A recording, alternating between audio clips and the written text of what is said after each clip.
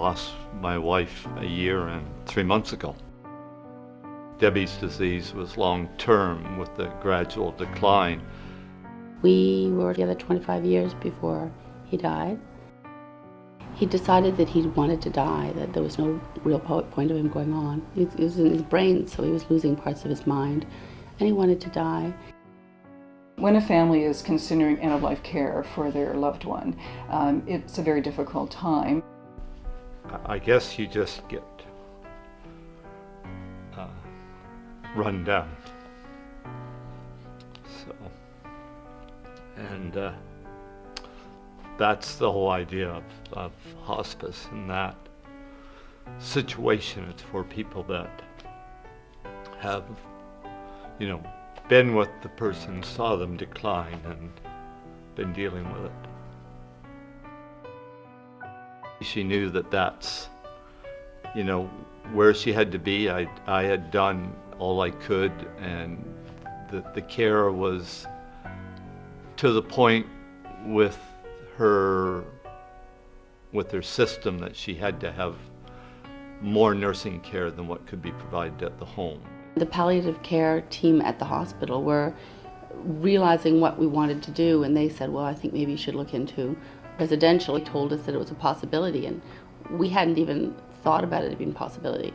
So the hospice was a much better environment for us. Having a hospice in our community allows now the patient to have another option, that they can stay in a home-like environment, but have that extra support that would be provided, by trained volunteers and for other people just being around, which cares for both the patient but also the family. The care was extremely good in the fact that they responded to what I felt they should be doing. Like, there was really good communication between us and the doctor. One of the first things they said was that my role as a caregiver was now going to be over, that they were now going to take over, and then very shortly they called me to take back over as being a caregiver because Debbie wanted me to look after her and to do the pills, and so we actually ended up going back that way. We're there also, to be able to talk to, the family and the patient to explain what's happening and what the next stages are. That's part of our role too. So we are providing medical care, obviously, to provide, medications to relieve, pain and other suffering.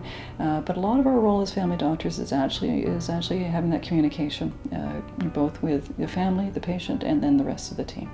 Family will be able to come into Hospice House and enjoy the surroundings, in the fact that they will be able to be close to their loved one, and they will also be able to use our kitchen, have get-togethers with their family members, and just be like you would be with your person at home. There was still a sense of life, and people were so welcome to come, and I could come any time of day. Families are allowed to bring in pictures to make the room look like it would look if they were in their own home. The room was a really nice room to start with, in the fact that it had patio doors that opened onto a patio with bird feeders, and there were squirrels and ducks walking by. If you have to look after somebody that ill at home, you don't really have time just to sit and hold their hands, to be really at one with them. The last 2 weeks of my husband's life, we were so close, so emotionally close, physically close. I really found it a blessing, and sitting beside him, there was nothing else I wanted to do. A hospice house would always welcome celebrations, and would always welcome families to come in and celebrate birthdays, anniversaries, Christmas celebrations, and also you could also hold a memorial service at your hospice house. She had her birthday while she was there, and of course she had Valentine's Day, and there they have a big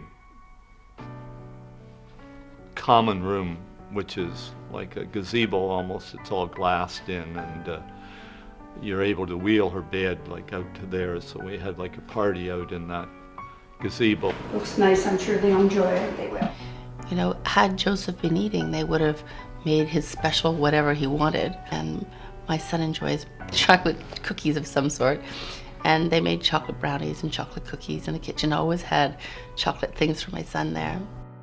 When families come into hospice, we are happy to have them bring their children, and we certainly have a lovely, and most hospices would have a lovely setting where children can play outside or children can be in the room with the ill person. Hi, Grandma. Their whole goal is to make the family and the patient as happy as they can. They don't seem to have any agenda other than that. I think the biggest gift they gave us was the solitude to be together, and not a lot of pulling of the drapes and rattling of the spoons and all the chaos that goes along. I think once anybody has been involved with hospice, especially residential hospice, that they will put their support behind it an awful lot. I can't say enough about how great it was for us.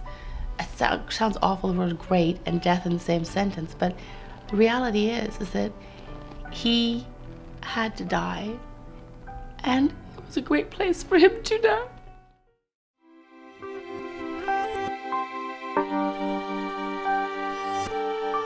Hospice is a registered, non-profit, charitable organization.